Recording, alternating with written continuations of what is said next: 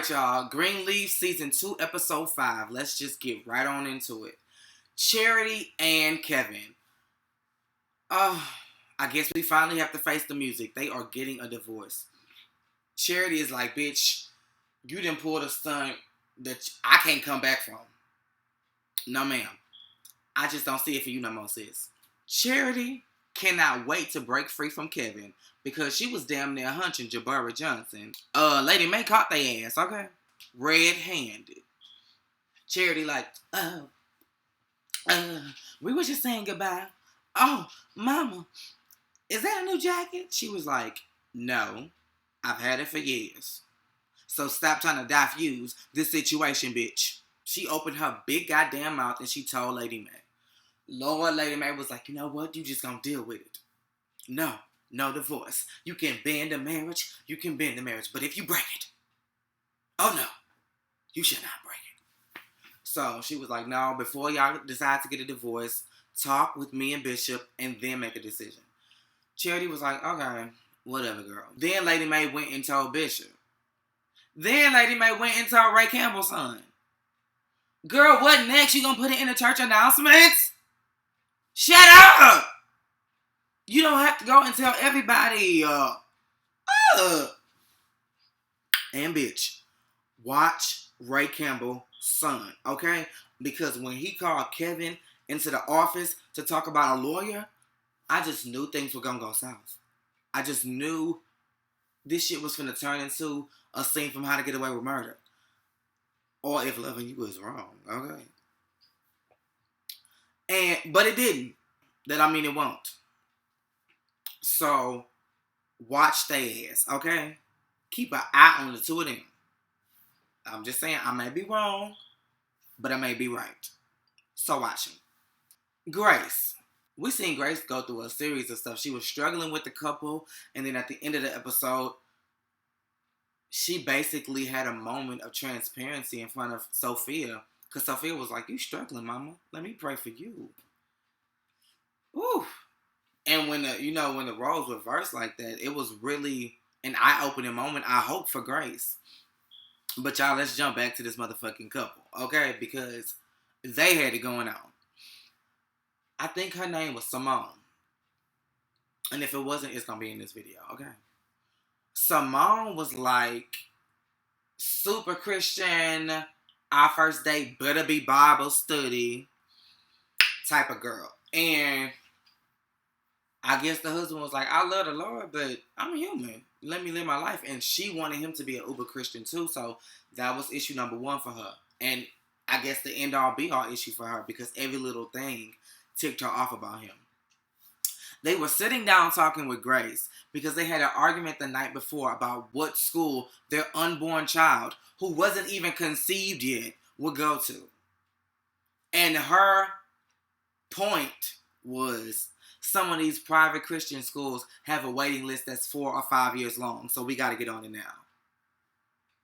Grace was like, woo, woo, woo, woo, woo, woo. Let's just go ahead, do the wedding rehearsal, and we'll talk after. They were like, okay, fine, we'll talk.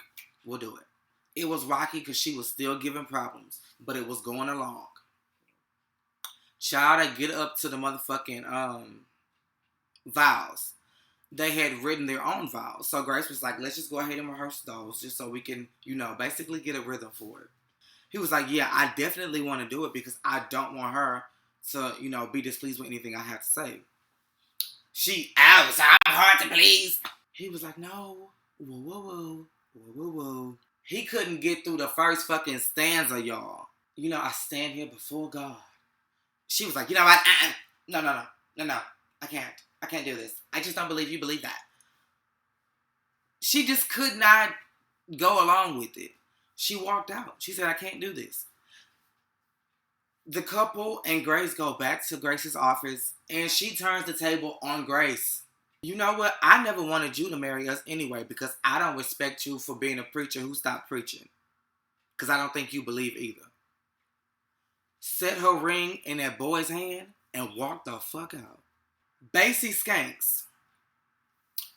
This little bastard is good. He is good.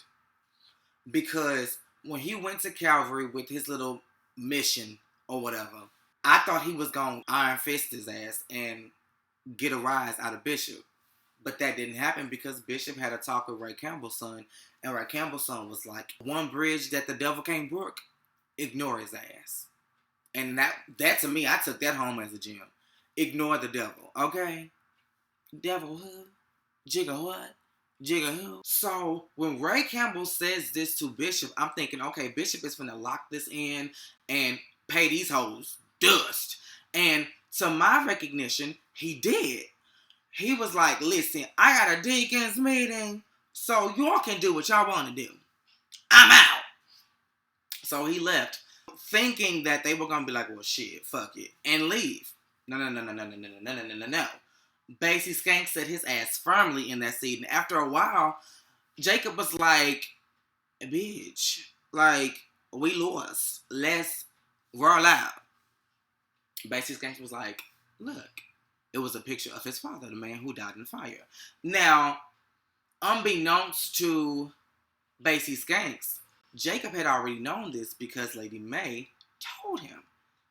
But baby, Basie Skanks needed to put the icing on the cake. The story he gave Jacob, be it true or not, tugged so tough at Jacob's heartstrings.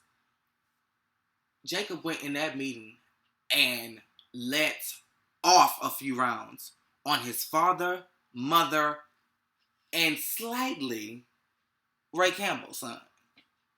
Oh, Jesus. He said, you may be done raising me, but I can still grow the fuck up.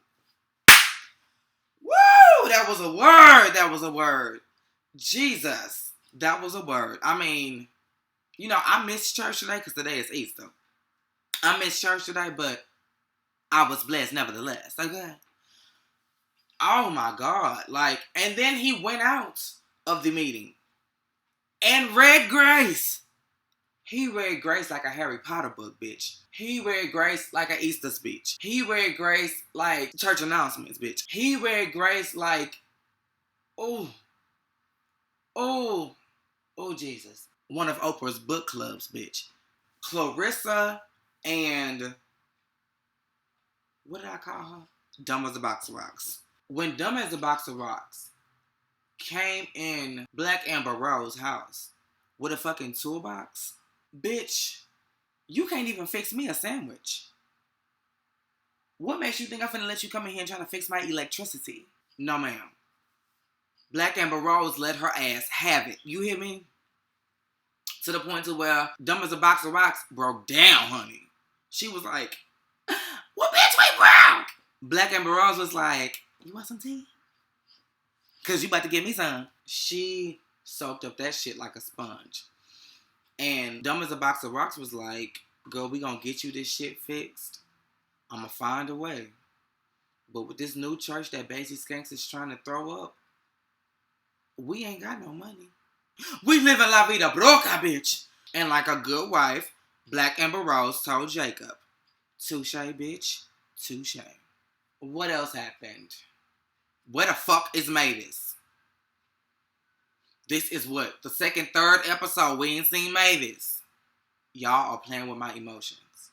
Why would y'all set me up like that and then leave me hanging like that? Alright, y'all. That was pretty much all this episode was given. We need to see Mavis. I want to follow the story with Mac. Take his ass down and do not diverge from the plan. I want to see Jacob confront the fuck out of, well, no. I just want Jacob to be Jacob. I'm liking where Jacob is going because Jacob got a motherfucking backbone now. So Jacob, do what you do. I'm just here for it. Grace. Hopefully now that you know that your daughter can see that your faith is fading, you will do something about it. I need to see what's finna happen with this whole divorce situation. That means Charity and Jabari and Kevin and whomever. I'm predicting Ray Campbell's son. But the verdict ain't out on him yet. But yeah, y'all, this was real good. And let's meet here Oh, I don't know what my schedule is looking like this week, so I don't know if I'm gonna say same place, same time. But I definitely will get it back to y'all before the following episode. So press through.